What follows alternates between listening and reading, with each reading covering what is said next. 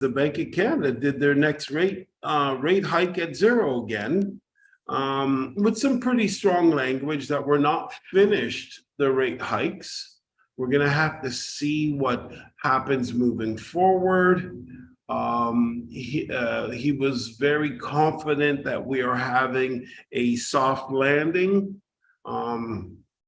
as opposed to the recession and all that stuff that everybody is pointing towards.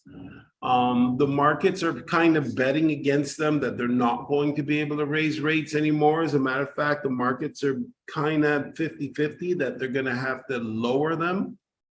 I have no idea which way it's going to go, either way, but I would say that the pain that he was talking about that we would experience is in our cost of living, for rent, the cost of living for mortgages. That's where a lot of the pain is.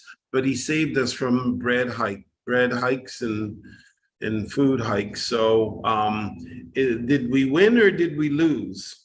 Is the question. And the other thing that I find interesting is that they say, well, it's going to be a soft landing. Well, we're already in huge turbulence.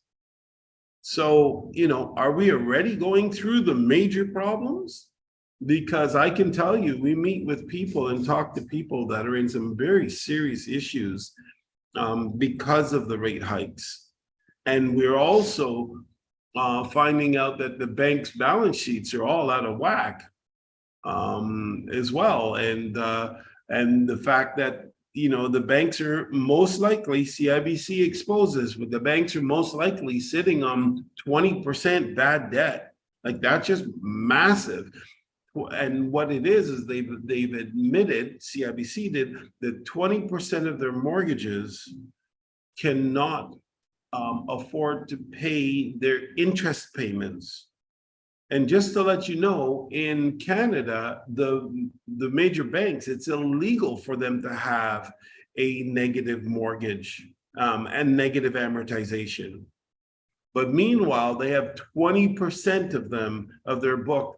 CIBC, I believe it was $53 billion in negative amortized mortgages. So they would not be able to go. What do you mean negative amortized? Negative amortized mortgage just means that the payment went up so high that the sellers could, that the buyer, the owners could not make those payments and negotiated a payment that is less than their interest only. Normally you have to pay interest and principal, but they never even got as high as being able to pay the interest. And we're talking 20%. And if you think about that, and some people say, oh, that's not bad, they still got 80% good. Yeah, but if you think about it, they're getting a fraction of those profits. Okay, they're not getting all that profit. And how much do they keep on hand for bad debt? I'll guarantee you it's 1 or 2 or 3%. But meanwhile, they have 20% on their books. So this is a pretty serious problem.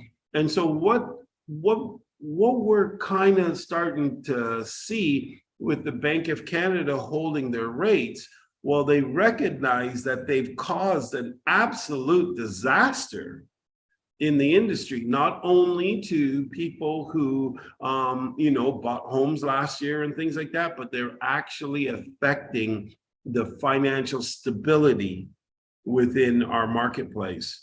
So it's going to be interesting to see how they move forward with that. I do not think that they can continue to do what they're doing unless they want to see what's happening in the States with the bank failures.